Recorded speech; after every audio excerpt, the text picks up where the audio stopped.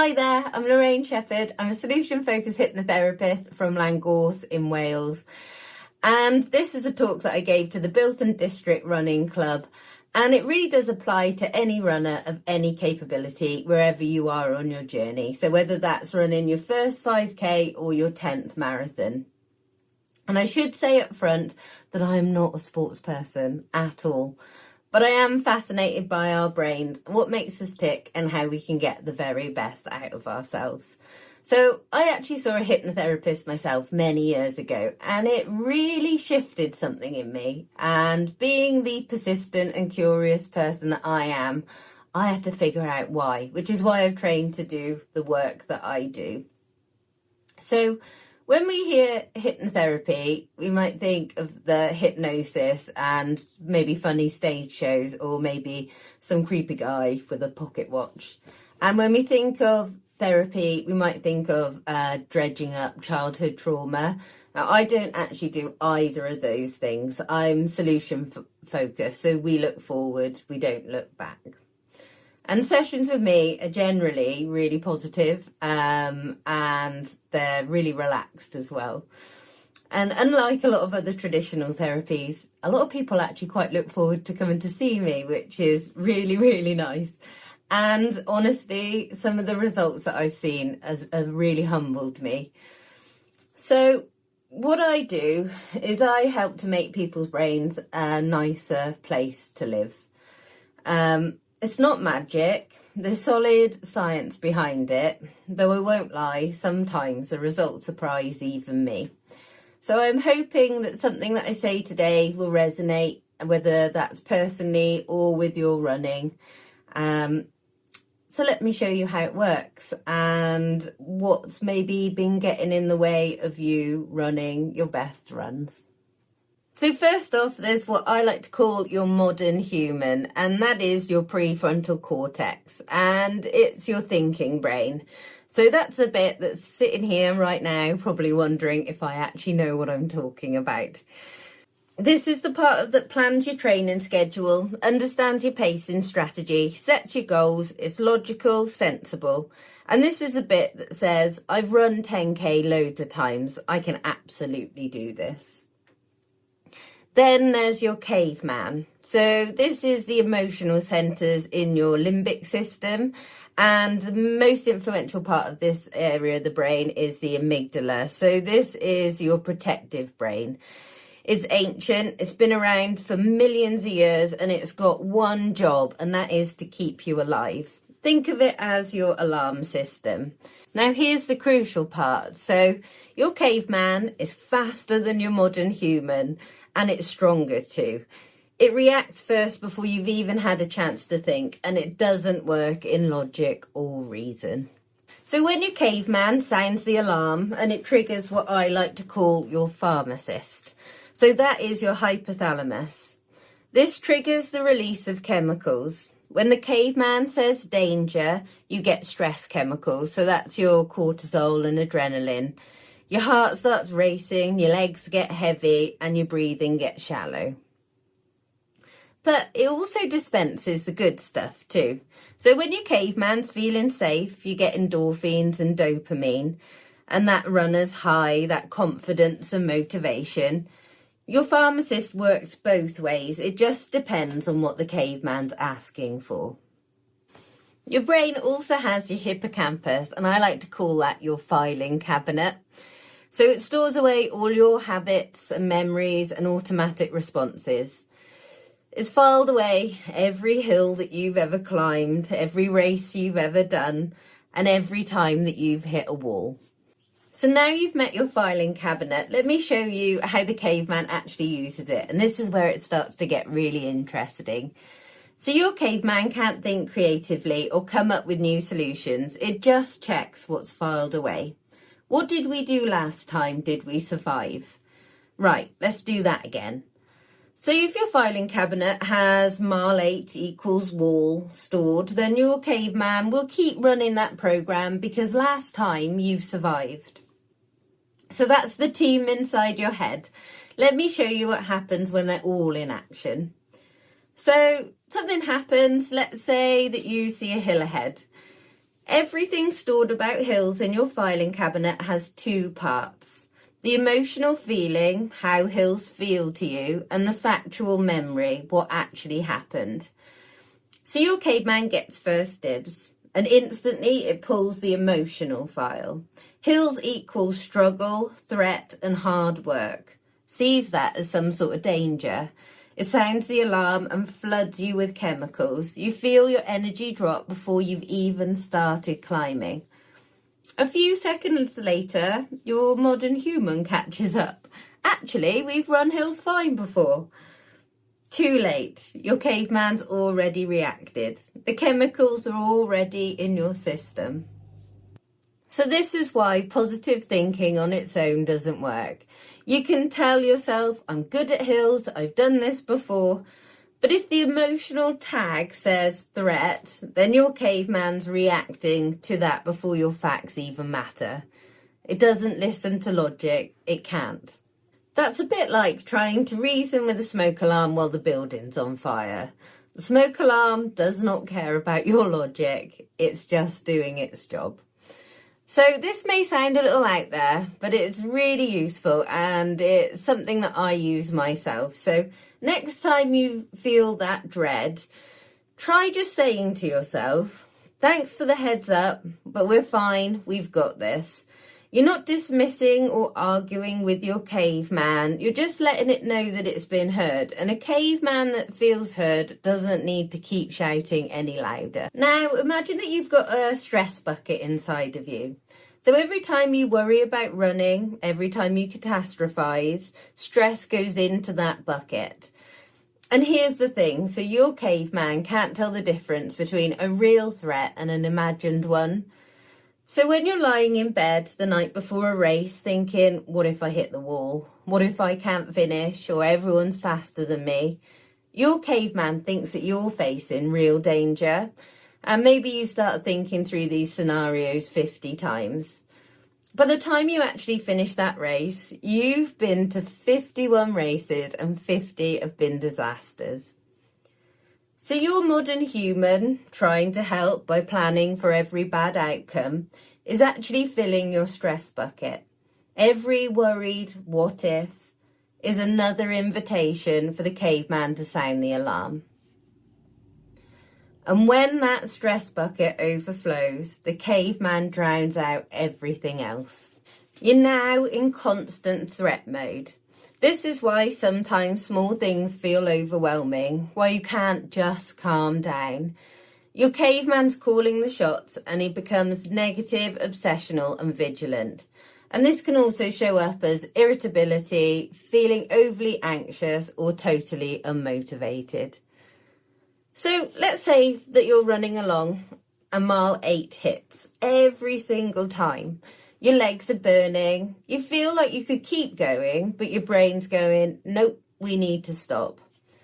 Now, there's actual research on this. So a sports scientist called Tim Noakes proposed that your brain creates that fatigue sensation, not because your muscles are failing, but to protect you from pushing too hard. Essentially, you're leaving some reserve in the tank, just in case. So your caveman's feeling the discomfort, you're breathing hard, your legs are burning, and checks what's filed away. Mile 8, we struggle here, and sounds the alarm. Floods you with stress chemicals and creates that overwhelming sensation that you cannot continue. But your muscles could actually keep going. It's a stored program that's creating that wall, not your body's limit. On race day, you've trained for months. You know you're ready, but you can't eat, you can't sleep, your stomach's in knots. You're at the start line and your heart's already racing before you've taken a single step. So why is that? So your caveman is seeing all those people watching you. And here's the thing, so your caveman doesn't just look for physical danger, it looks for social danger too. And being watched and the possibility of embarrassing yourself or failing publicly, then that's a big deal to your caveman, because back in caveman times, if the tribe rejected you, then you died. It's as simple as that. You could not survive alone. So your caveman treats race day, all those people, the pressure, worrying you look slow, exactly the same as a physical threat. Same alarm, same chemicals. And those stress chemicals, they're burning through the same energy reserves that you need for your race. Your body's using up fuel on a danger that it doesn't actually need protecting from before you've even crossed the start line. So you're starting your race with your stress chemicals sky high, you're in flight mode and you go out way too fast. You burn through your fuel like you're on an emergency sprint. Then you crash, or you can't sustain pace. Your stress bucket was overflowing before you even got to the start line. Or maybe you've got these beliefs, so I'm not a real runner, I can't do more than 10k, I'll never break that time. Now, they feel a bit like facts, don't they? But they aren't. They're just programs that got filed away. The 4-minute mile, for decades, everyone said was physically impossible. Then in 1954, Roger Bannister ran 3 minutes 59. Within just 46 days, somebody else broke it. And within the next couple of years, dozens more. Nothing changed about human bodies, only what they believed was possible. Okay, so we've talked about your brain and how it can work against you, the stress bucket filling, and your caveman sounding alarms. Old programs holding you back. Now, let me show you how you can work with it. So, musicians say, if I think about what my fingers are doing, I just can't play. And deep in your brain, there's something called the basal ganglia, and this we can call your autopilot. So your modern human is great with logic, but it's far too slow to manage the micro movements that you need to take a single stride. If you had to consciously think about every muscle that needs moving, then you would fall over in seconds. And your autopilot doesn't think, it just does. It's the specialist in your brain that runs those practice programs with total efficiency. It's your muscle memory. So I personally know this from skiing. When I'm skiing well, my body just knows what to do. I'm not thinking, I'm just skiing. But the moment that I start thinking about what my body's doing, positions of my feet, my knees, or even worse, I start thinking about what could go wrong, then I'm way more likely to actually fall. So my overthinking and doubt creates the very thing that I'm trying to avoid. Yes, that's me at my max speed. And yes, I was scared sliding down a steep mountain at 98 kilometers per hour with 2 sticks attached to my feet. So you know this with your running. Your best runs are when you are not in your head, just running. This is what happens when your bucket has capacity and your caveman feels safe, and your modern human has more control over the situations, and your stored patterns just run more smoothly. The pharmacist is dispensing all the good chemicals, endorphins, endocannabinoids, and this is where your best running happens. Miles disappear and everything just works. So this is really important. Your caveman is not the enemy. When it feels safe, the pharmacist gives you everything that you need. Your motivation, your confidence, your enjoyment, and your pain tolerance.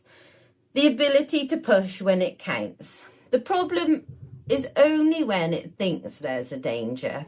So we're not trying to fight or override it. We're helping it feel safe so that the pharmacist can give you back all the good stuff. So here's one thing that you can try. Try running somewhere new.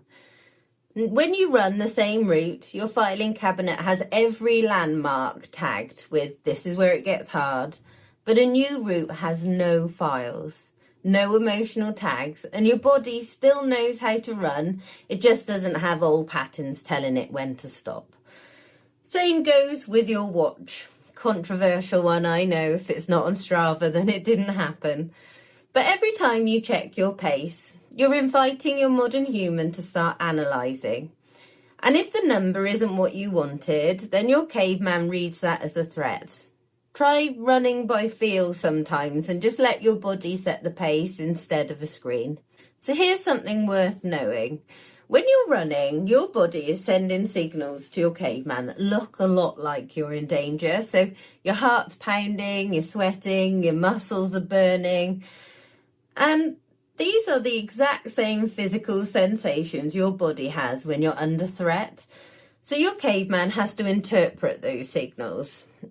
And here's where it can go a little bit wrong. So your caveman might read that as danger, which triggers more stress chemicals, which makes your heart pound even harder, which makes your caveman even more convinced that there's actually a danger.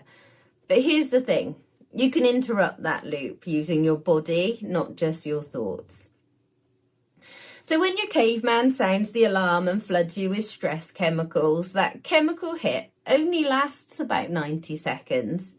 After that, the only reason why you still feel awful is because you're re-triggering it by thinking about it. Remember that your caveman can't tell the difference between imagination and reality. So every "I can't do this" tops up the prescription. So if you ride out those 90 seconds, you keep your legs moving and you don't stop and talk positively to your caveman, then the chemicals will pass. So here's a really fun tip and one that I love. So try smiling, even a forced one. Researchers at Ulster University studied club level runners and found that smiling improved their efficiency by nearly 3% compared to frowning. For a 10k runner, that's nearly a minute off your time, just from smiling. And Eliud Kipchoge, the greatest marathon runner in the world, deliberately smiles in the latter stages of a race. Not because he's having a lovely time, but because he knows it works. Your facial muscles send signals back to your caveman that everything's okay. The pharmacist eases off and a relaxed runner is an efficient runner. Or shake it out. So before a race, when you're feeling nervous, literally shake your hands and your arms. And this is called proprioceptive discharge. You're physically releasing your nervous energy, which helps to discharge the stress chemicals. Your body knows how to do this naturally. If you watch animals after a stressful event, they shake, and that's your body trying to reset. So instead of trying to think your way out, you're using your body to change what your brain's doing. And this is a fun one as well. So try singing a happy, positive song in your head. It's really hard to catastrophize when you've got a song going. Your modern human is busy trying to remember the lyrics and the melodies telling your caveman that everything's fine. So interestingly, hypnosis and flow states share a similar brainwave patterns, particularly alpha and theta. This is where your mind is relaxed, focused, and less self-critical.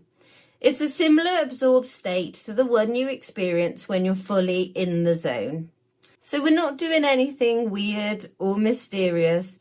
We're accessing a state that your brain already knows. You're always in control. It's a guided relaxation, not mind control. So how do we actually change what's in the filing cabinet? Well, we can use something called a reframe. So we have a little chat about how your ideal run would look in your words and your descriptions. And what I'll do is I'll write a script specific to you. And through hypnosis, while your caveman's calm, we embed that new program, new emotional tags, so that next time your caveman pulls the files on hills or mile 8 or race day, it finds something a little bit different. So we'll always start with where you are. If you are wanting to work on something specific, like hitting the wall or pre-race nerves, then we can normally do a couple of standard bucket emptying sessions and go straight to a reframe. However, if your bucket's been running quite full generally, and let's be honest, most people are juggling a lot, then we might need to do a bit of groundwork first to help to create that capacity. Either way, we're working towards the same thing. We're getting your caveman to feel safe so that the pharmacist can give you back everything that you need. So every person that I work with will get a recording to listen to at home, which can really help to reinforce the work that we do in sessions, and also can really help with sleep. And sleep is crucial. So during REM sleep, your rapid eye movement, dreaming stage of your sleep, then your brain starts to process emotional memory and move them from your caveman territory to your modern human territory. And that's where you can manage them. It's one of the best ways to empty your stress bucket. And the recording I provide can be listened to at bedtime to help with sleep issues too. And it promotes access to proper REM sleep. Look, I know that cavemen and filing cabinets might sound a little bit silly, but there's a reason why I've used these metaphors, and it's because they are memorable and they stick. So your caveman is your limbic system, your pharmacist is your hypothalamus, and your filing cabinet is your hippocampus. This is all real neuroscience, it's just made memorable. And the best athletes in the world, they've been using this stuff for years. So Michael Phelps, the most decorated Olympian in history, visualised every race twice a day. His coach called it the mental videotape. Every stroke, every turn, every breath. By race day, his filing cabinet had a programme that said, we've done this hundreds of times. And his autopilot could just run without his caveman getting in the way. And his pharmacist gave him confidence instead of panic. And then you've got Alex Honnold. So he free soloed El Capitan, 3,000 feet up, no ropes, one mistake and he's dead. He trusted his life to this exact process. He visualised every move hundreds of times until the emotional tags in his filing cabinet said safe. And Tiger Woods has used a hypnotherapist since he was 13. So elite athletes have known for decades that the mental side is just as important as the physical training. Your running works in exactly the same way. Sometimes it may feel like your brain is working against you. Your caveman's just been trying to protect you, and perhaps you've got some old programs that aren't serving you anymore. The goal isn't to control your caveman, it's to help it feel safe. When it does, the pharmacist does the rest. So when you stop fighting your brain and start to work with it, you might find that everything flows a bit better, a little bit easier with your running and probably everything else too. So if anything that I've said today resonates with you, if you're thinking, oh, that's me, or I want to work with this, there's a button on this page to book a free consultation and we'll have a chat about what's going on with your running and how hypnotherapy can help. There's no pressure and no commitment. Thank you so much for listening. I hope you enjoyed it and I hope there's something that you've been able to take away from it too. Thank you very much. Bye.